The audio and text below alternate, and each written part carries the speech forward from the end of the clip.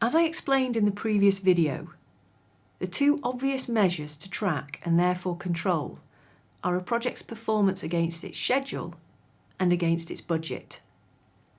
Let's introduce a couple of the most commonly used tools for doing each of these things. Monitoring project performance on the time or schedule dimension is relatively straightforward. The project network and the derived schedule serve as the baseline against which actual performance is compared. The most commonly used tools for monitoring time performance are Gantt charts or bar charts and milestone analysis charts. These tools are both easy to understand and their visual format enables clear communication of the project status, particularly to senior management and other key sponsors. And projects and programs often use both techniques in tandem. Of course, the major disadvantage of using Gantt charts and milestones is that they only track project progress along the dimension of time. Assessing cost performance requires another tool, that of the S-curve.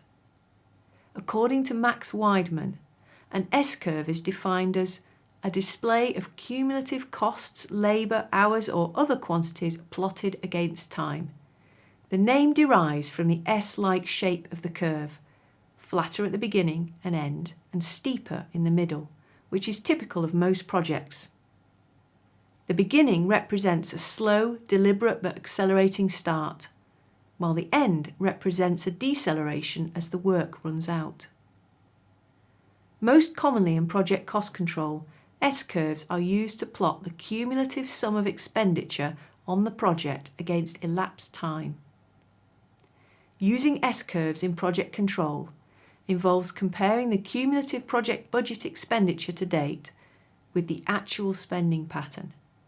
This is done at the end of each project time period, so on a weekly or monthly basis, and any deviations should then be investigated. However, and this is the key limitation of S-curves, the curves do not in themselves tell us the reasons for the deviation in expenditure. There are in fact 6 possible reasons for cost deviations. The work is on schedule and being done more cheaply than planned. The work is on schedule and being done more expensively than planned. The work is behind schedule and being done more cheaply than planned. The work is behind schedule and being done more expensively than planned. The work is ahead of schedule and being done more cheaply than planned. Or finally, the work is ahead of schedule and being done more expensively than planned. Earned value, our final and perhaps most powerful tool for controlling projects, allows us to understand the reasons behind our cost deviations. It does this by integrating the criteria of time and cost to give the value added to the project at a particular moment in time. Earned value achieves this by using a time-phased budget baseline to compare actual and planned schedule and costs together in one set of metrics. These 3 key metrics are the planned value, known as PV. This is the sum of all the planned costs in the project up to the reporting date. The actual cost, or AC, this is the total of all actual expenditures on the project up to the reporting date. And earned value, or EV. This is the cost of all the progress achieved on the project up to the reporting date. It is expressed in terms of the costs originally set out in the initial estimate. It is also termed the earned value as it represents what has been earned by the project, not simply what has been spent. Calculating the earned value and the associated metrics allows us as project managers to answer 2 key questions. Firstly, what have we achieved for the money that we have spent?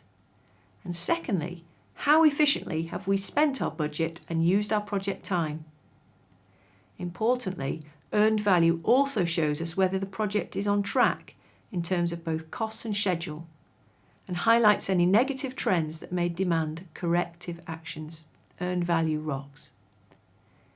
Of course, this video is not an exhaustive list of all the project control tools, and controlling time and cost are only 2, albeit highly important facets of project control.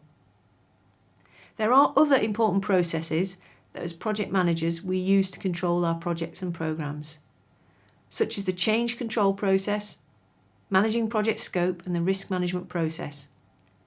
Whilst these topics lie beyond the scope of this module, each can be further explored in modules 2 and 4 of this programme.